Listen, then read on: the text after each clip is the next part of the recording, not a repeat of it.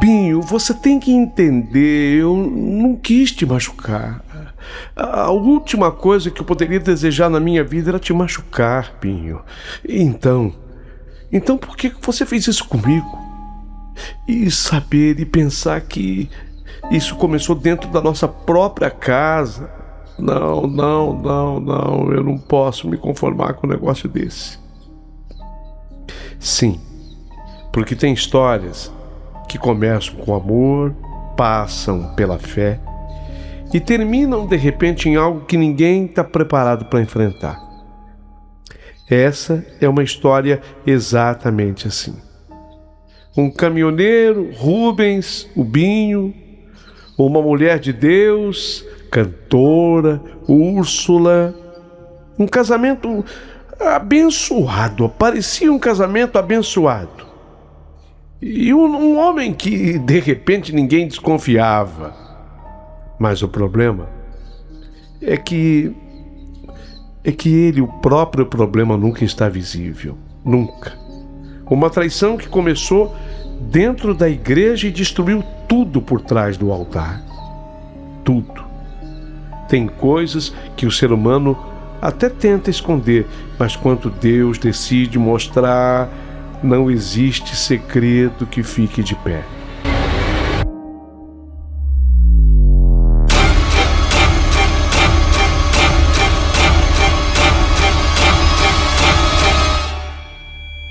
E foi assim que Rubens, conhecido como Binho, ele acabou descobrindo da forma mais dolorosa possível que nem toda oração protege quando o coração já se afastou. Essa é a história da Úrsula, ou melhor, essa é a história do Binho, o caminhoneiro, mas é uma história que vai te prender do começo ao fim. Não perca, você vai viver comigo todas essas emoções a partir de agora aqui no nosso canal Paulinho Boa Pessoa Oficial. Conto sim com o seu carinho, conto sim com a sua audiência. Antes de eu começar, queria fazer um pedido. Seja membro aqui do canal, isso vai fazer toda a diferença. E tem um detalhe. Nós vamos fazer uma música, aliás, já fizemos a música que eu vou tocar nessa história, mas não sei se a gente vai tocar hoje, eu acho que não, porque ela conta a história inteira e eu não quero que você saiba. Então eu quero que você ouça a história inteirinha, quero que você ouça também a música, e se de repente se te der vontade de falar assim, puxa, eu queria uma música também, Paulinho, eu quero que você também faça uma música para mim, eu quero que você faça uma música em homenagem ao meu marido, em homenagem à minha mãe. Sim, porque o Dia das Mães vem aí, né? Então, basta você entrar em contato com o nosso WhatsApp famoso, telefone de São Paulo, 0 operadora 11, portanto, 951 33 6677 951 33 6677. Fácil, né? E esse telefone também fica à direita da capinha do vídeo. E mais um detalhe muito importante. Curta a história e depois compartilhe para que o nosso canal aumente cada vez mais a frequência, a audiência. Valeu? Prepare o seu coração para as coisas que eu vou contar. A história de Binho e Úrsula aqui acabou de começar. Com certeza irá te emocionar. A história vai te tocar.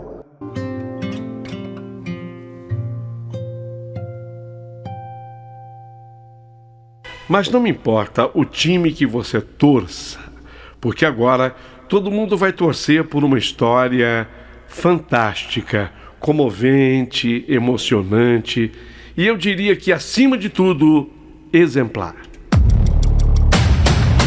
Rádio é emoção. Rádio é verdade. Rádio é Paulinho Boa Pessoa. Boa Pessoa.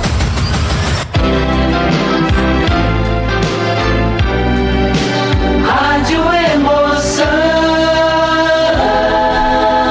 Paulinho Boa Pessoa. A verdade de cada um.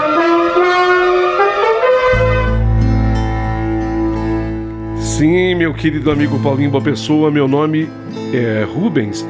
Depois eu virei o Rubinho e eu acabei adotando o apelido de Binho. Eu acabei sendo considerado um homem moderno, contemporâneo. E até também sou considerado um homem ainda novo. Jovem talvez seja exagero da minha parte, mas novo.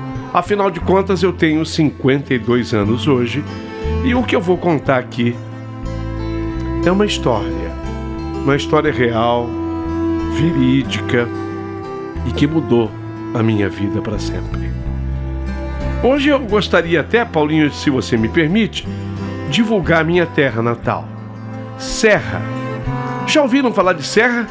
Para quem não sabe, Serra é o município mais populoso do estado do Espírito Santo.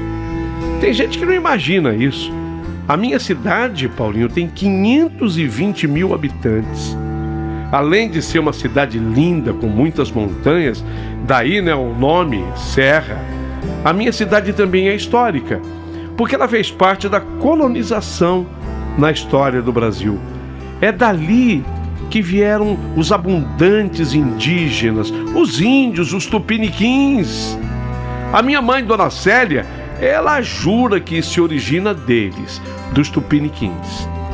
Eu sou filho de lavrador, mas meu pai era um homem muito trabalhador, do cabo mesmo da enxada. Mas ele tinha um defeito terrível, Paulinho. Meu pai, ele bebia muito, cachaça mesmo. E depois que ele bebia, ele se tornava agressivo. Então ele bebia e batia também na minha mãe. Desde que eu era muito pequenininho, eu me lembro do meu pai batendo na minha mãe, sabe? Eu cresci vendo esse tipo de cena. E eu jurava para mim mesmo que eu seria diferente, que eu nunca faria uma mulher sofrer daquele jeito que a minha mãe sofria com ele. Mas sabe, a vida tem um jeito estranho de nos ensinar que nem tudo sai como a gente planeja. Olha, aos 19 anos eu quase morri. Foi um acidente horroroso que eu sofri com uma moto, numa curva da serra, na minha terra. Você sabe que ele tem muita serra. Bom, o nome da minha cidade é Serra. Mas numa curva, voltando de uma festa, eu tinha bebido muito. Eu estava bêbado. Eu perdi o controle da moto e eu fui me chocar contra uma rocha. Eu acordei 3 dias depois numa cama de hospital, com a minha mãe chorando ao meu lado. O meu braço, o esquerdo e a perna no lado esquerdo foi mais afetado, todo enfaixado, meu lado esquerdo. Mas o pior mesmo era a minha cabeça, que também estava enfaixada. Eu sofri um traumatismo craniano. O médico disse que eu estar vivo era um milagre. Esse rapaz, posso garantir para a senhora, viu? Nasceu de novo. E naquela maca entre vida e morte, eu fiz uma promessa a Deus. Eu disse que se Ele me deixasse viver, eu ia dedicar minha vida para Ele. A minha mãe era evangélica e lógico que ela estava me influenciando. Pede, filho, pede ao Senhor que Ele vai te salvar. Eu saí do hospital com uma cicatriz na testa, formou uma letra V na minha testa, foi incrível. A batida na rocha fez com que eu ficasse com um V, quase assim no meio da minha testa. Bem nítido aquele V, a cicatriz ficou assim. A minha mãe dizia que era o V da vitória. Mas tem gente maldosa que dizia que esse V era a inicial de outras palavras menos nobres. Mas eu saí diferente dali daquele hospital. Não era só o V na minha testa. Eu saí diferente mesmo. Eu comecei a frequentar a igreja que a minha mãe frequentava. E onde a minha tia, irmã da minha mãe, também congregava. E até ajudava o pastor nas pregações.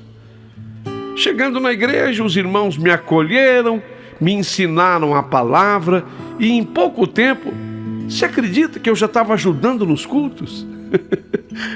Eu descobri que eu tinha facilidade para pregar, para falar das coisas de Deus. Cheguei ali com 19 anos.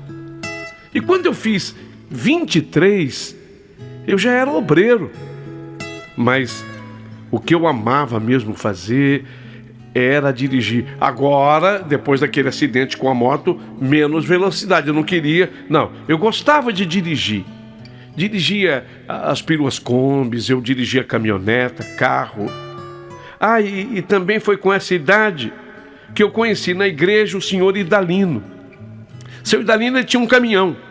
E como ele estava muito doente com diabetes, o coitado teve uma parte da perna amputada na altura da canela e ele não podia mais dirigir. Foi quando ele me convidou para eu dirigir o caminhão dele. Eu já tinha uma certa prática, conforme eu disse, porque a essas alturas, até o caminhão do seu Idalino, eu já tinha feito manobras, eu já tinha transportado umas cadeiras e alguns móveis para a igreja. Eu amei o caminhão, foi o caminhão do seu Idalino, foi nele que eu descobri o gosto pelo caminhão.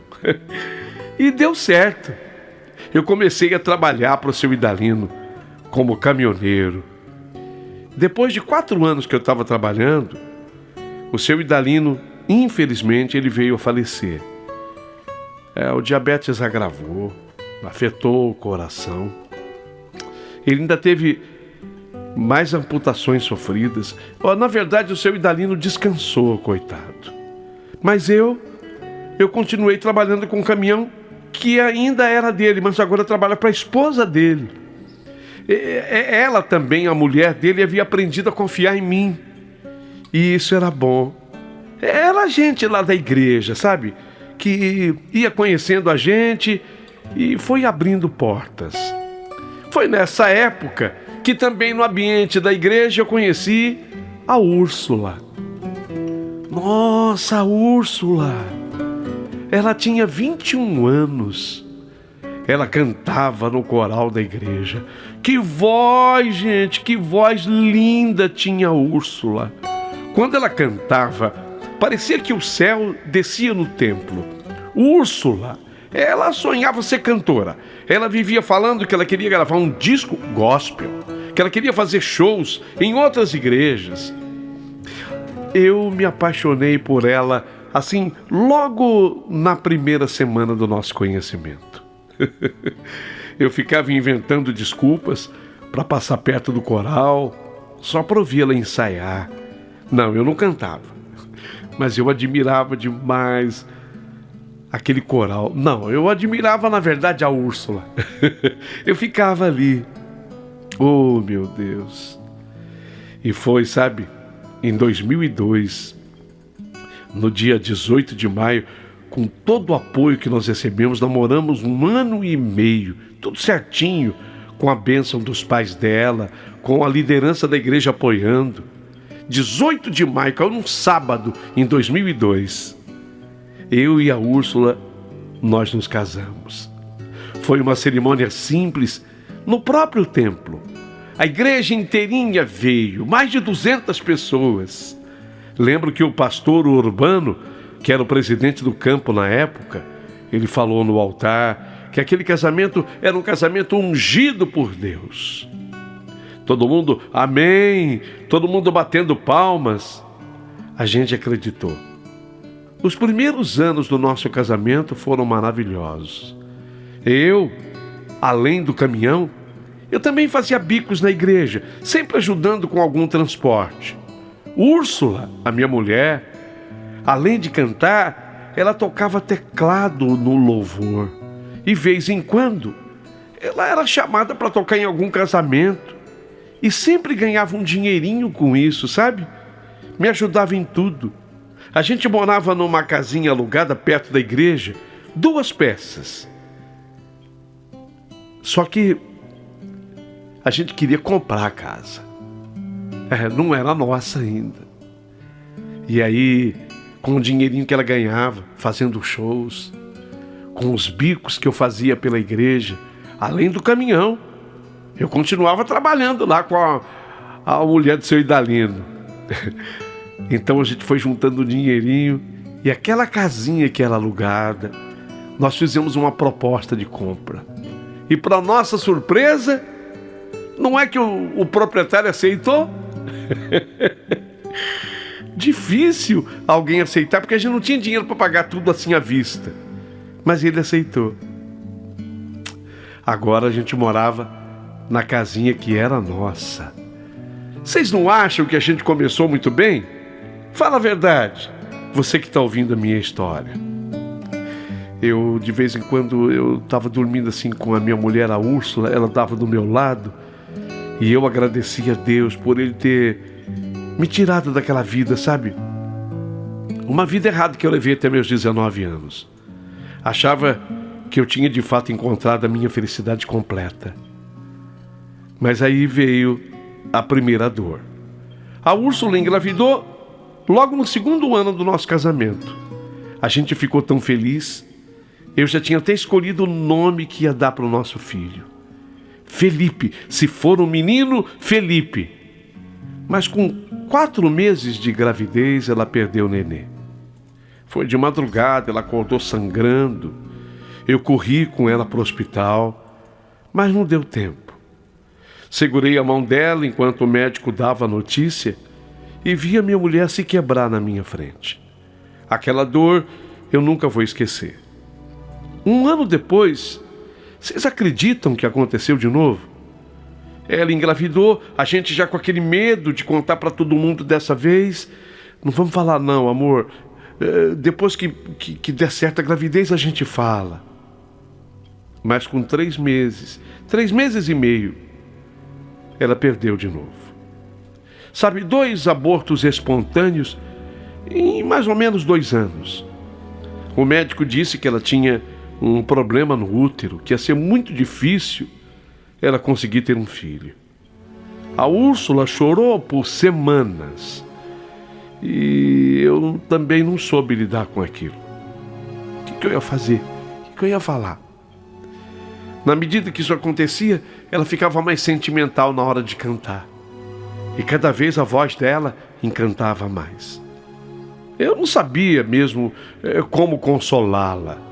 Só disse que ela era a mulher da minha vida.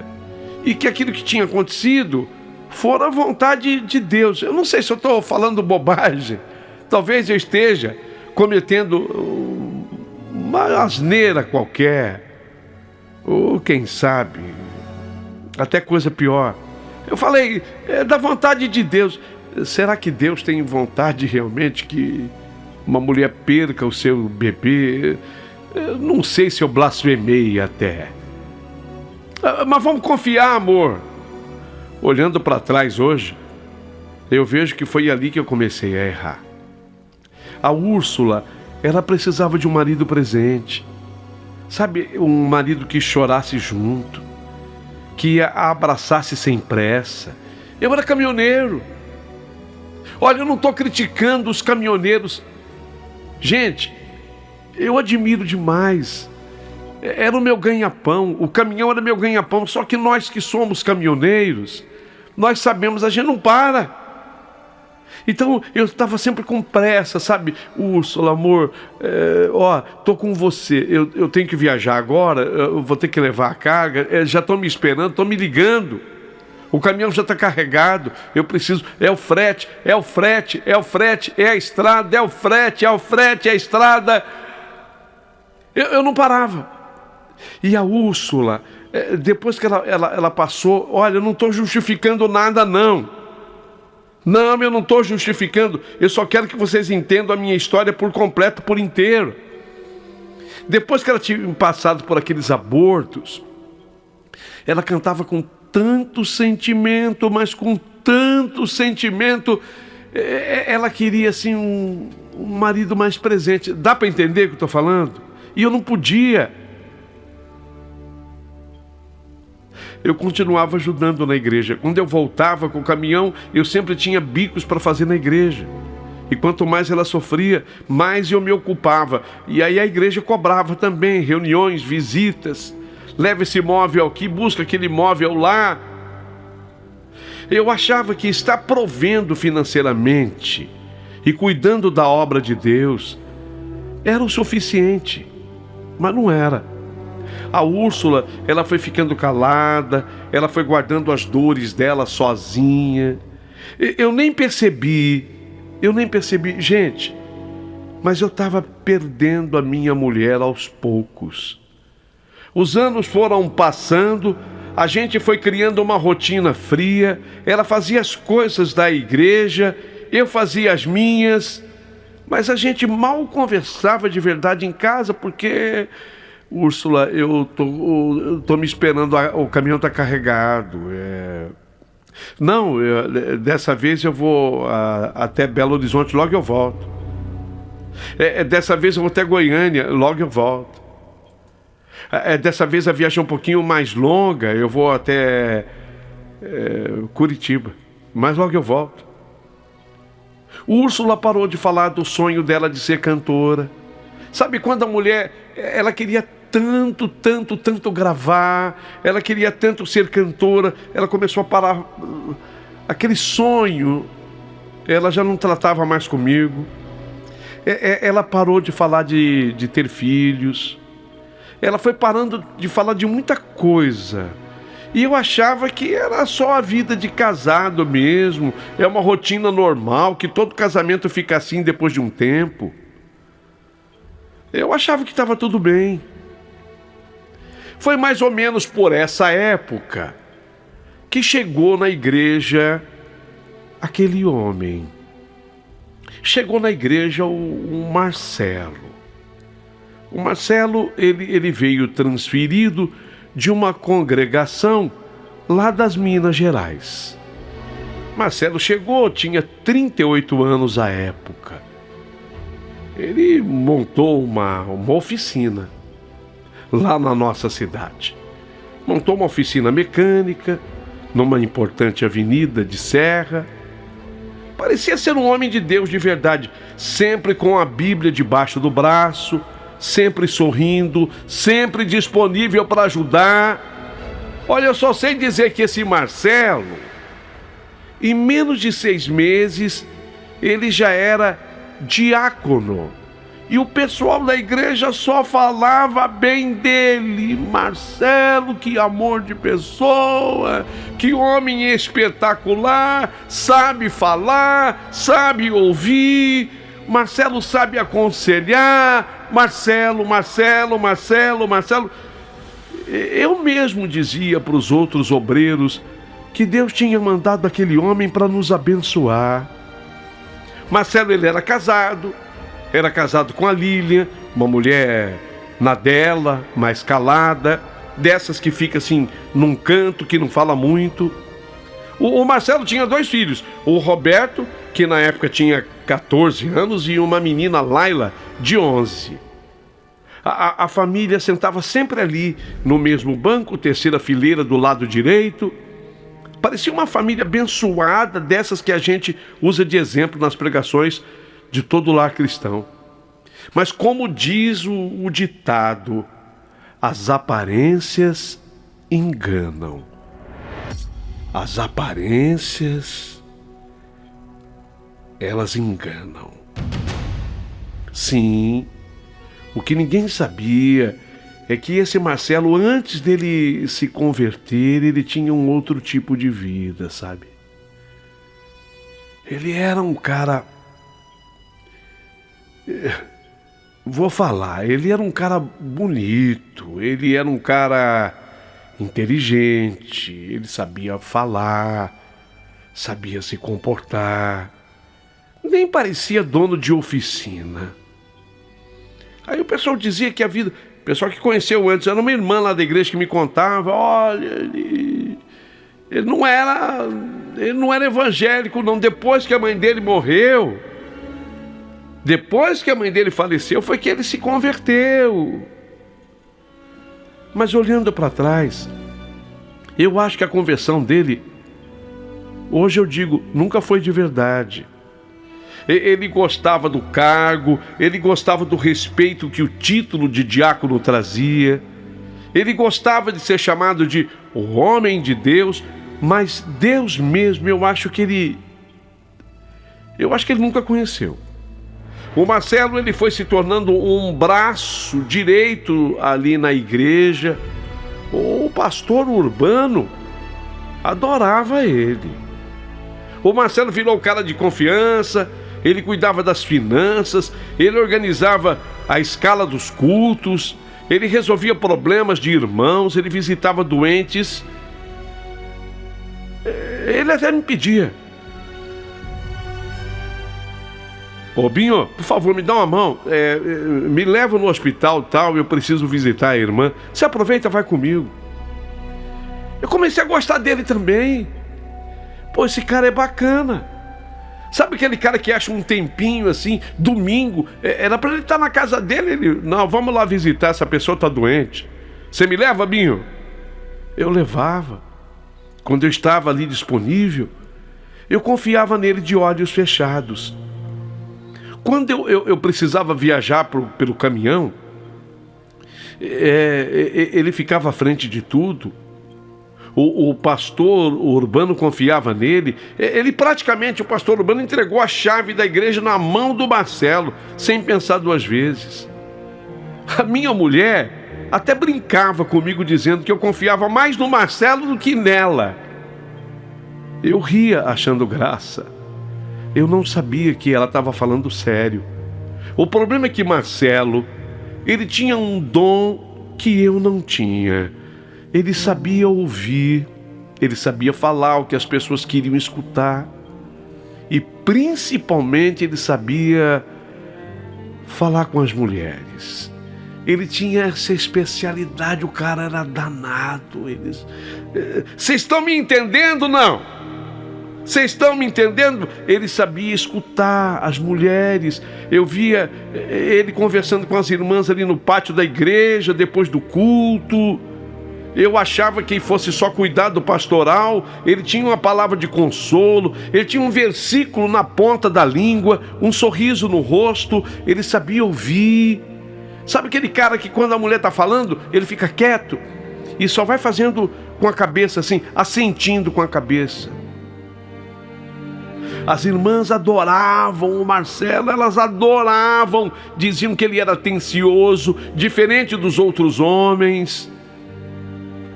Até a dona Patrícia, que ficava lá no canto calada, fingindo que não via nada, até ela, a dona Patrícia, com o Marcelo: oi Marcelo, eu preciso te contar uma coisa. Eu ficava até, sabe, nossa, aquela mulher era tão fechada, ela era tão calada, mas com o Marcelo ela se abria. Bem, mas a aproximação do Marcelo com a Úrsula, minha mulher, foi aos poucos. Eu nem percebi quando começou. Um dia, depois de um culto de domingo, eu estava resolvendo um problema com um irmão lá no escritório da igreja. Você vai ter que pegar esse armário aqui, colocar no teu caminhão quando você tiver um tempo, e trazer o outro que está lá para ser trocado. Quando eu saí, eu vi o Marcelo sentado assim num banco do pátio com a Úrsula. A minha mulher, ela estava chorando. A minha mulher estava chorando assim, aí ele ouvindo daquele jeito dele assim, ele segurou a mão dela, sabe? Ele estava segurando a mão da minha mulher assim. Eu fiquei olhando de longe, sem entender.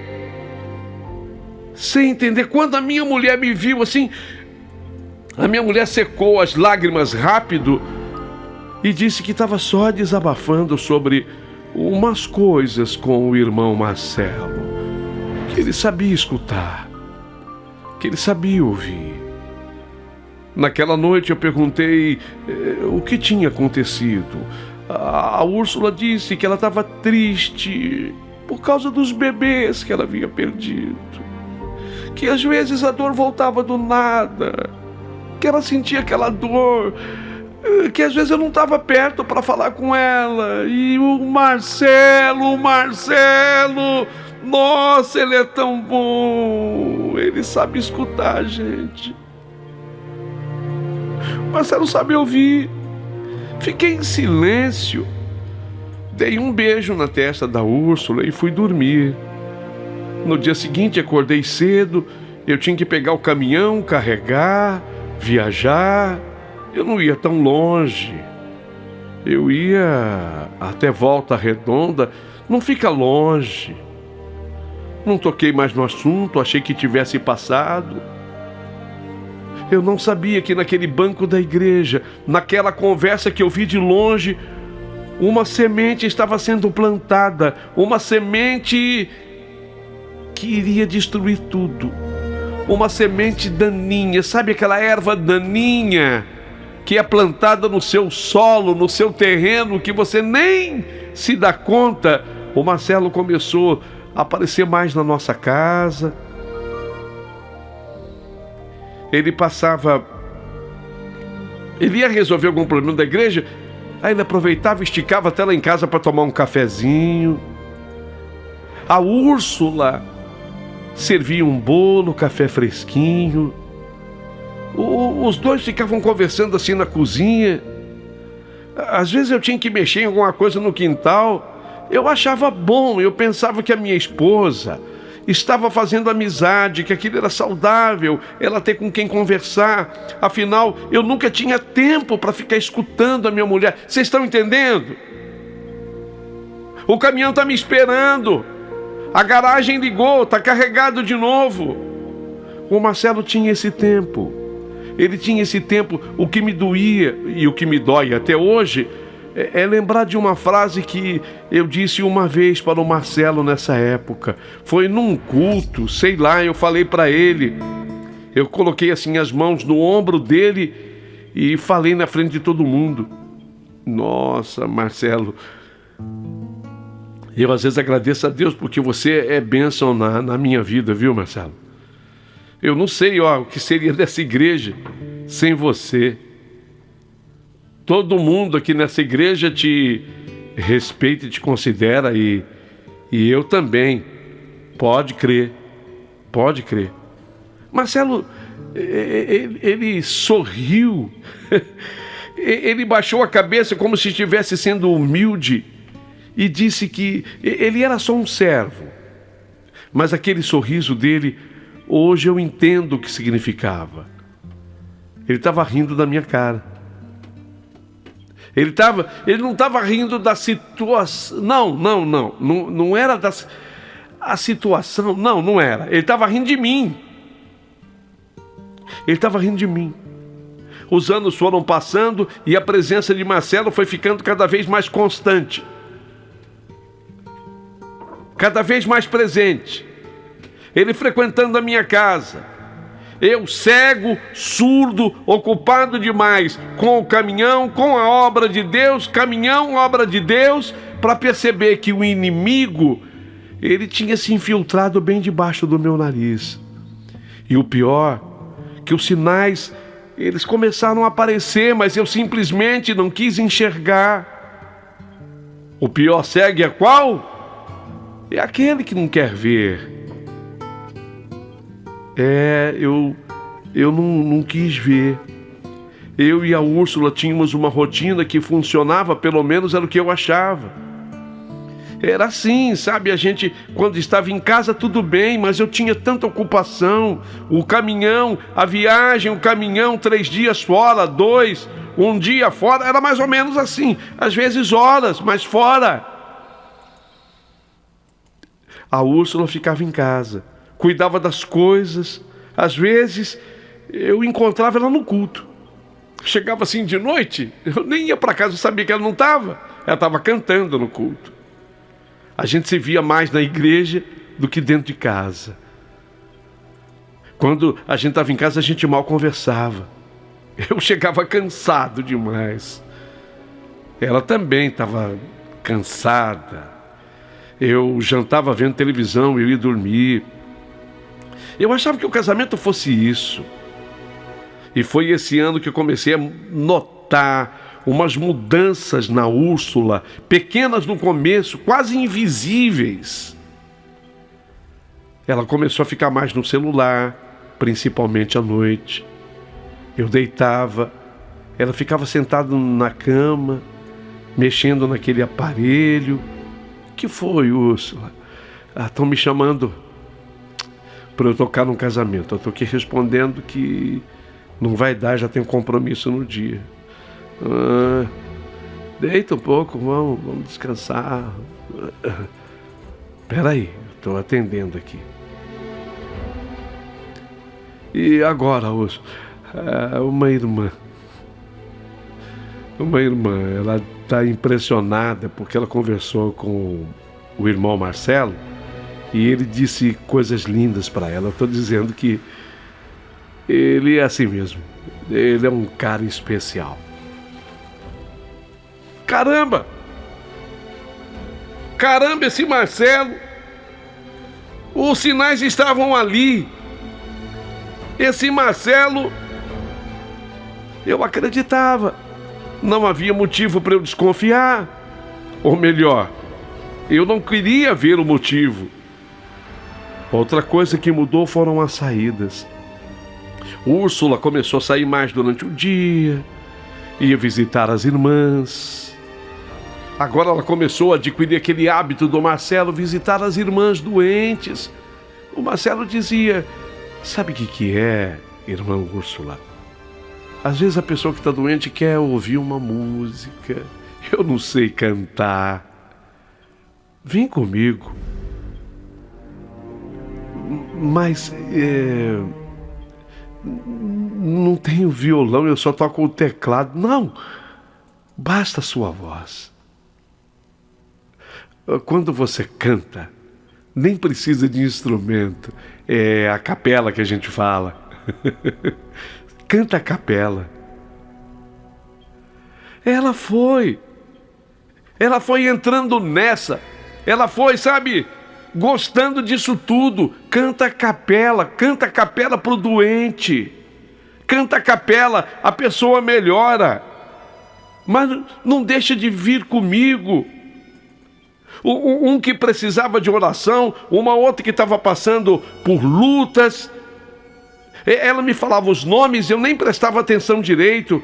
Irmã Zélia, irmã Aparecida, irmã Ana, irmã Regina. Agora eu fui na casa da irmã Sebastiana, cheguei lá, a irmã dela, Dona Conceição, estava precisando, eu cantei, você precisa ver. E no fim o Marcelo aplaude, sabe? Ele que aplaude. Eu balançava a cabeça, dizia que era bom ela fazer esse tipo de trabalho. Afinal, ela tinha que cuidar das ovelhas. Nunca passou pela minha cabeça perguntar onde era a casa dessas irmãs ou oferecer para levá-la. Uma noite eu cheguei com um caminhão. Eu cheguei de noite com o caminhão. Quando eu entrei em casa, a Úrsula estava no quarto se arrumando, de noite. Botou-se um vestido bonito, tinha se maquiado. Maquiagem? O cabelo estava diferente. Onde você vai? A irmã Zélia. A irmã Zélia, ela tá doente, ela tá com câncer. Eu cantei para ela e o Marcelo disse que a mulher, amor, ela melhorou tanto. Mas eu achei tão arrumada para visitar a irmã, doente, maquiagem, vestido. Eu estava chegando de viagem. Ela não me chamou, não. Ela saiu, sentiu um perfume. Ela, sabe quando a mulher passa assim e fica aquele perfume para trás?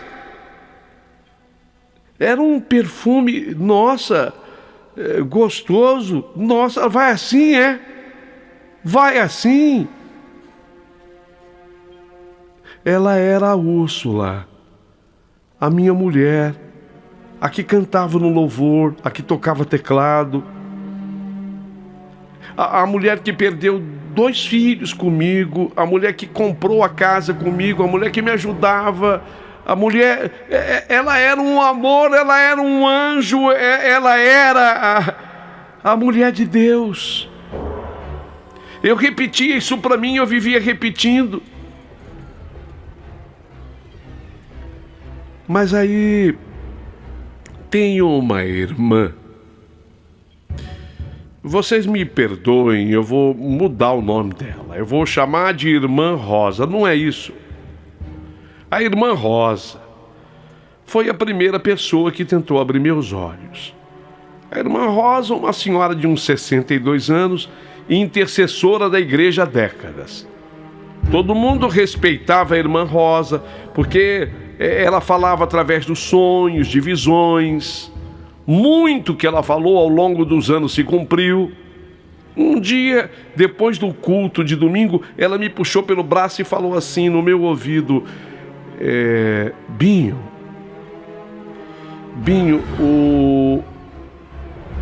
vou te fazer uma pergunta. O senhor tem orado pela sua casa? Eu achei a pergunta estranha. Eu respondi: Irmã Rosa, sim.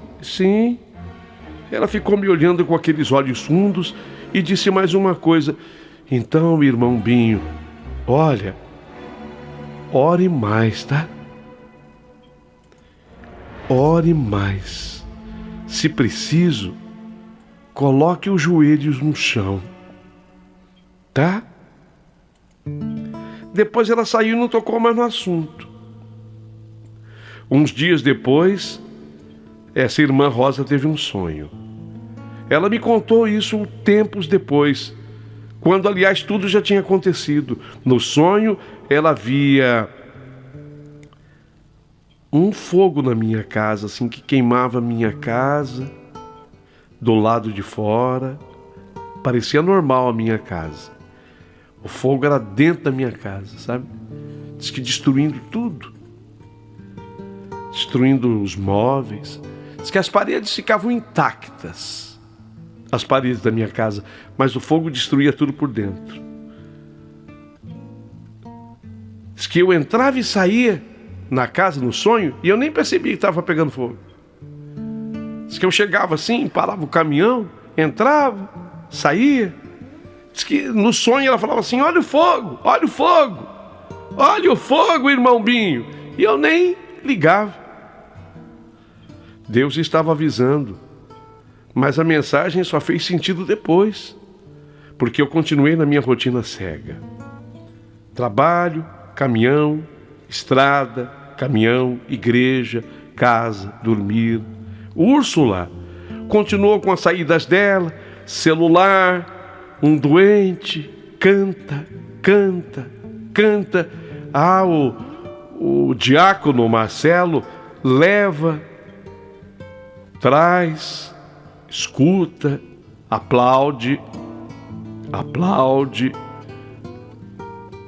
Um dia eu cheguei e encontrei a minha mulher na sala. A sala estava toda apagada, era de noite. Ela estava mexendo no celular.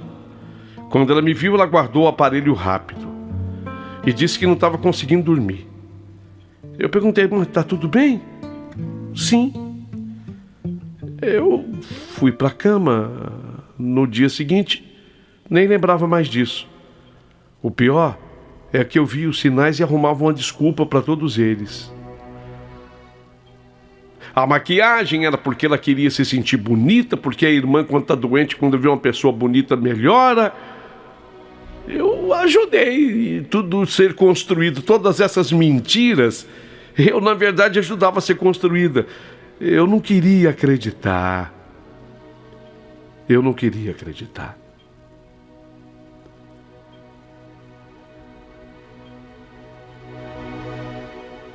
O que eu vou contar agora é a parte mais difícil dessa história. É a parte mais difícil. Foi quando tudo virou pecado consumado. Eu não sabia de nada. Eu continuava na minha rotina de sempre, trabalhando com o caminhão, e nos tempos de folga ainda cuidava da igreja.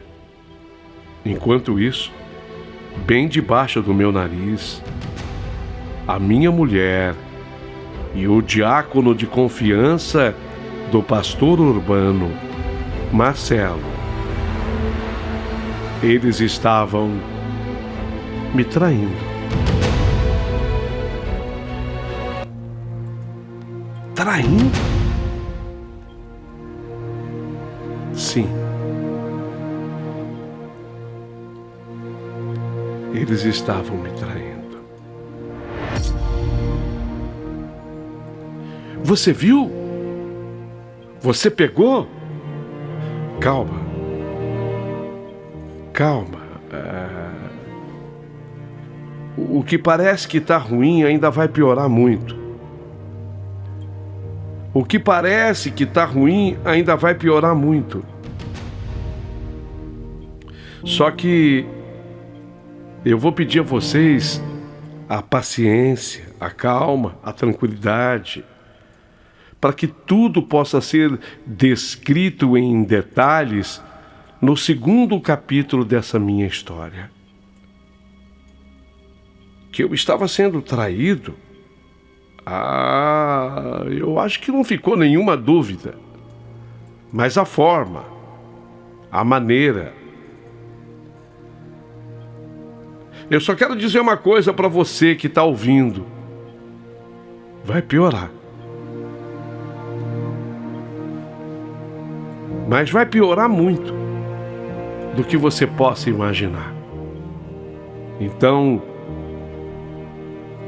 não perca o segundo capítulo da minha história.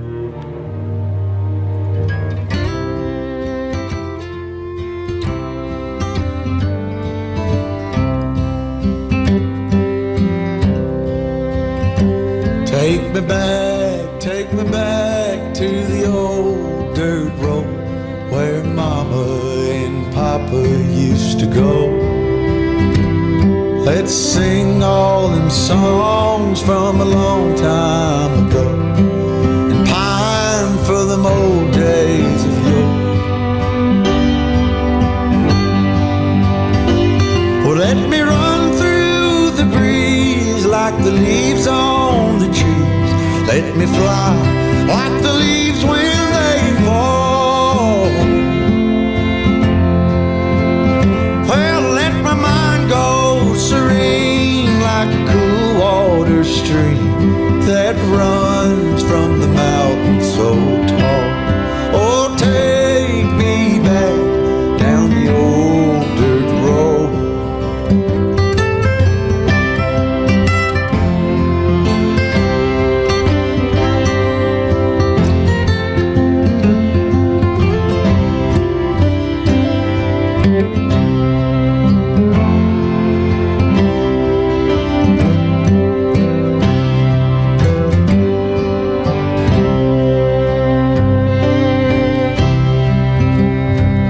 Take me home to rest where the mockingbirds nest and to cry through the green in the spring.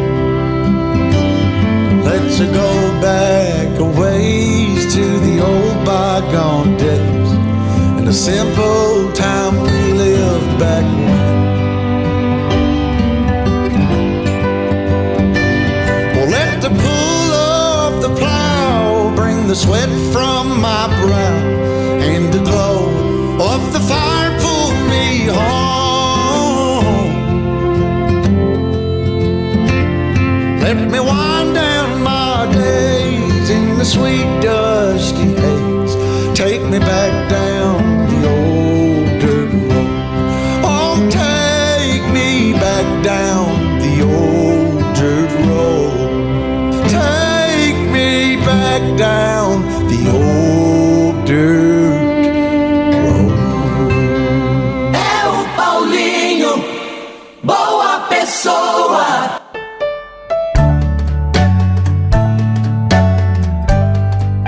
Bom dia, Paulinho, bom dia. Aqui é a Sueli Pretinha. Paulinho, que triste. Ele deu ela de bandeja. Não é pra esse diácono, não. Ele deu ela de bandeja pro mundo, né? Esposa dedicada, esposa ali com ele. Ele não tirava um tempo, né? Porque a gente tem que orar e vigiar. A família é patrimônio de Deus. E o diabo não tem a dele. O propósito é destruir a qualquer um. E a pessoa fraca, e a pessoa ausente, e a pessoa distante. Muitas irmãs acontece isso, viu, Paulinho? Irmãos também. Irmãos também. Muitos acontece isso, viu? Muito triste, eu já vejo já. Eu não quero falar não, vou aguardar amanhã. Só falta ela ter engravidado, só falta a igreja inteira ter descoberto. Olha, não vou falar nada não. Um beijo, Paulinho. Bom dia, Paulinho, boa pessoa, meu amigo. E quem diz fala é o Luiz. Cara, vou falar um negócio pra você. As mulheres que me perdoem, mas essa desculpa aqui é mal amada, essa desculpa que o marido tá ausente, essa desculpa que elas estão carentes, isso não cola, meu irmão, isso não cola. Se tudo isso tá acontecendo, o mais digno, o mais honesto da parte da mulher é chegar e falar pro marido, entendeu? O que tá acontecendo, e se não melhorar, separação, irmão. Separação, porque a mulher que usa essas desculpas, entendeu? Pra trair o marido, é uma mulher sem caráter. Falei. Bom dia, Paulinho. Bom dia, Léo. Tudo bem? Aqui é o Marcelo de Cotia. Eu ouvi bem essa história. Eu sou obreiro. Mas eu acho que ela foi fraca, né? Ela tinha que ter, antes de acontecer, ter se revelado para ele, né? Chegado nele e falado o que estava acontecendo, né? Então o diabo acabou dominando os dois. Mas ela também foi fraca, não só o rapaz.